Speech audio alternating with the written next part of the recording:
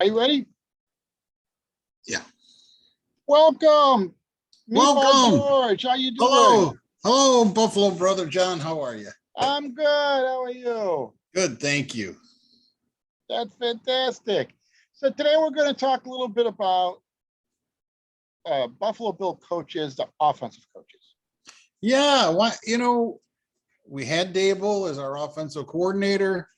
Some Yes. people loved him, some people did not like him at all, but he got us deep into the playoffs, and he's developed Josh Allen and certainly made this team a passing powerhouse. And there's concern now what he's gone, and are we going to regress or are we going to progress? With the Yes, that's the concern. Yeah, I'm with you. I think that's a legitimate concern. It's certainly something that should be questioned. Will we progress?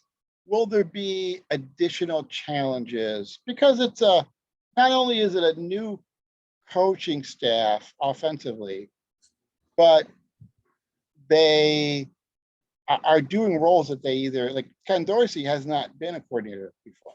Right. I'm sorry. He was a quarterback's coach, but now he's actually a coordinator. So he actually has fulfilled this role before. Right. You look at the Bills this year, and we had Dable. He did not have a strong offensive line, and he did whatever he could to keep it pieced together. Yes, he did. So I give him credit for that. And now you got Ken Dorsey in that position, and they have a more stable offensive line now. And they've gone after and brought in another running back or two, couple of running backs, one free agent and one in the draft. Yeah. A high pick in the draft. And they lost Cole Beasley, certainly a reliable third down pass receiver. And they brought in Jamison Crowder, and they don't have Emmanuel Sanders. So now you have Gabe Davis taking over as that number 2 receiver. So there's some challenges that any experienced offensive coordinator would probably normally deal with. But now you got a guy, it's his first time as offensive coordinator. Right. And if I remember right, didn't you tell me that Ken Dorsey was like not only the quarterback's coach, but like the passing game? He developed the passing game. I think last year he was, yeah. So at least he understands the passing game, and he understood Dable's passing game. Right. So that's a plus. And he should. He's been with the Bills for a couple years. Who took over for him as quarterback coach? Joe Brady is the new quarterback coach for the Buffalo Bills. And what is his background? He probably most famously was the offensive coordinator for LSU when they won their championship. So that's a good thing to have on your resume. That's a good thing, yeah. A national championship is good.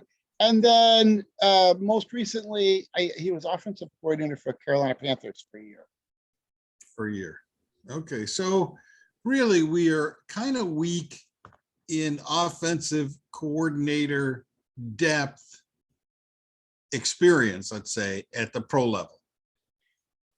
Yeah, that would be fair to say.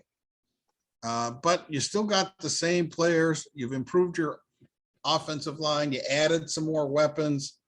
You got the same head coach, and you've got a guy that was in charge of the passing game last year now as your offensive coordinator, and you got an offensive coordinator from LSU in their championship year. So they may have some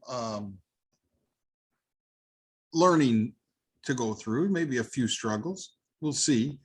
But right. Like, for instance, I don't know that anybody has Joe Brady may have called plays before, but I don't know that Ken Dorsey has ever actually called plays for any game. Yeah, and I'm not expecting McDermott to do it. He is a defensive guy. Right. Yeah, that wouldn't be. And you would think that they went out and got a couple more running backs because they expect to use the run game a little more, or the running backs in the passing game. Right? Which Utilize is their, going to actually change the offense a little bit. yeah, utilize the running backs more in the offense, however they choose to do it, or a combination. And when we looked at the schedule, that first week, 6 weeks was like a gauntlet that they have to go through. The first 6 weeks of the season look pretty tough. So this is going to be a tough time to have a learning curve. As So they they're gonna have to transition, come yeah. out of they're gonna have to come out of the box with a game plan, stick to it, or at least be able to adjust on the fly. That, yeah. Between play calling, making your first 15 play script, the script of the first 15 plays you're gonna run, and then halftime, actual calling the plays and then the halftime adjustments and whatnot. There's a lot of veteran players involved in the passing attack and the running game. So that'll help Mhm. their ability, it'll help their ability to communicate. The players themselves will be talking on the field that and how to take advantage of what's going on, what they see. So that'll help. But you just don't have, Daboll had many years of experience and a wide variety of experiences. Yeah, Um, there's nothing they like don't have that. experience. Yeah, they there's they nothing don't like quite experience. have that. Right. But like you said, or maybe you didn't say, a number of young guys have done very, very well in the NFL the past few years. Right. So not necessarily the worst thing in the world to be the team that gives the guy a shot. Dorsey's been around for 10 years, 12 years. He's earned a shot, Mhm. right? He's Right. earned a shot at it. And I'm sure that, in addition to the interview he might have had with Sean McDermott, I'm sure they've had many conversations Yeah. about offensive philosophy. It's just more of a putting together that game plan and then calling it. And as you said, making adjustments on the fly. That's the part that we're going to have to wait and see.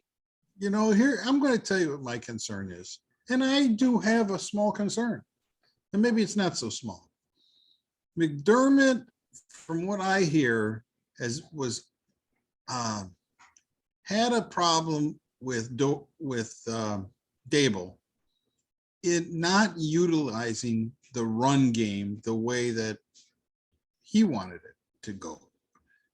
That McDermott wanted more of a run game, less risk to his quarterback, eating up more time off the clock, and then being able to use the play action pass. Right. And Daboll knew that he had built himself a stable of passing gems. And McDermott may come out and convince the new guy that, we got to make sure we change and use this running game and this, that, and the other thing. But he's got a stable full of wide receivers. They're not built for a running game. And you're not going to force pass receivers to become run blockers. You know what I mean? It's like you're not going to take a plow horse and turn it into a thoroughbred, or take a thoroughbred and turn it into a plow horse. It ain't going to happen. You got what you got, and you have to utilize what you got. And you've got Dorsey, who was never a offensive coordinator, but what was his background? The quarterback and the passing game with the receivers. And his backup, he was an his backup now is quarterback's coach, was an LSU offensive coordinator during their championship year.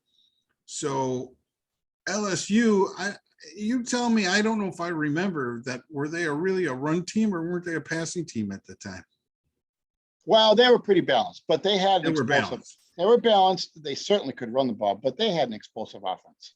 Yeah, and then now they got their offensive, they have a new offensive line coach who is really strong in the run game. Right.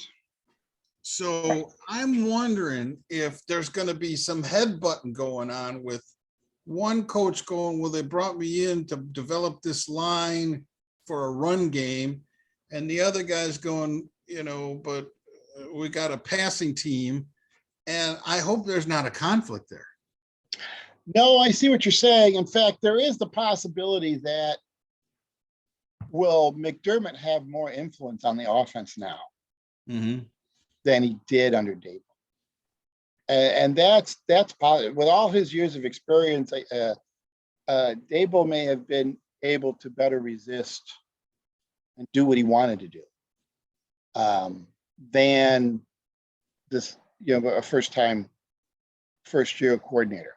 That is, especially, we don't know what those conversations they had were.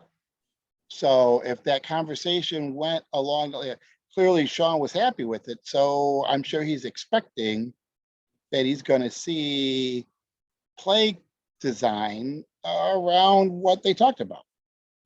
Yeah, and when you look at who they brought in Duke Johnson, who's really a third down receiving back. Yeah. And they brought in James Cook, whose strength is a receiving as a back. Can he run? Yes, but he's a very strong receiver. So they're really still bringing in players that are strong in the pass game. O.J. Howard, the tight end. They brought Really in, a passing right, game. O.J. Howard. They brought in this kid, Khalil Shakar. And this is all moves to improve your pass game. And I just hope that that's how they continue to go. And do I want to see an improved run game? Yes, I do. And I think that'll come with a more consistent line. I'll be honest with you. Line play had a lot to do. Yes, and I think Singletary doesn't have the burst to get through that squeak hole where this new kid, Cook, may have that burst to get through and into the second level. And that could improve our run game. That could make it more explosive for sure. Yeah, that could make it more explosive. And as long as they're all on the same wavelength, that's really all that matters. So I have a little concern, but I'm not overly concerned when I watched what they did with the draft. Hey, I forgot to bring up to you when we looked at the schedule. Yeah, what were you thinking? Well, I saw an interview with Matt Ariza, the new punter. So they asked him about, what are your concerns moving to the pro level? They say that maybe you kick these low line drives and that might not work in the NFL. And he said, well, my concern is catching the ball with one hand because I have to practice as the placeholder. Right. And he goes, quite honestly, they're telling me I'll be lucky if I have punt 20 times a year. He goes, in college last year, I punted 86 times. Yeah, I saw that. Yeah. So I'm not that worried. But I got to tell you what, John, when you look at that gauntlet in that first 6 games, I think he's going to kick more than 20 times in the first 6 games, let alone 20 times for a whole year. Well, if he doesn't, that would be fantastic. If they're scoring, that would be fantastic. So I hear you. I think he is going to get more than 20 punts this year as well, but it would be great if he didn't. Well, yeah. And he's concerned about, just catching is one-handed and then bringing it down and getting it ready for Bass to kick because, of course, Bass is the important kicker on the team because he has to kick extra points. Yeah, and field goals. Oh, Yeah. field goals. No, extra We points. want touchdowns. Or touchdown. But I thought that was kind of funny when he said, well, yeah, they're telling me about 20 punts a year. I'm like, not when you look at that. Not that your mouth to God's ears that you should only punt 20 times out of 17 games. If you punt 86 times over 86 times. In college, they only got 11 games. So you punt 86 times. But if you have 10 bad punts, it doesn't really matter. Like 10 bad punts, when you have the bad punts, that's not good on that moment. But then you move on and you punt 5 more times in a game. So, or you've punted 6 times in a game, they look at it, your average. You can kind of hide those bad ones. John, he has 10 bad punts out of 20, we're screwed. John, if a team has 10 possessions a game. Yeah. And they have 11 games, that's 110 possessions. And if you're punting 86 out of 110, that's just under 80% of the time. Yeah. Your team goes off the field and you got a punt. Yeah. What the heck team was he on? I know that has nothing to do with what we're talking about now, but it's like, come on. His sneakers must have had a hole in the toe. All right. I hear you. That's a very good question. I don't remember what. No wonder he had no experience as place kick holder. They didn't get a chance to do any place kicking. Oops, hold on. I'm going to tell you 1 second. Oh, geez. San Diego State. According to the internet, San Diego State Aztecs. So I've seen San Diego's SDSU have some good teams. I don't know if maybe they didn't play that well this year. That's another thing.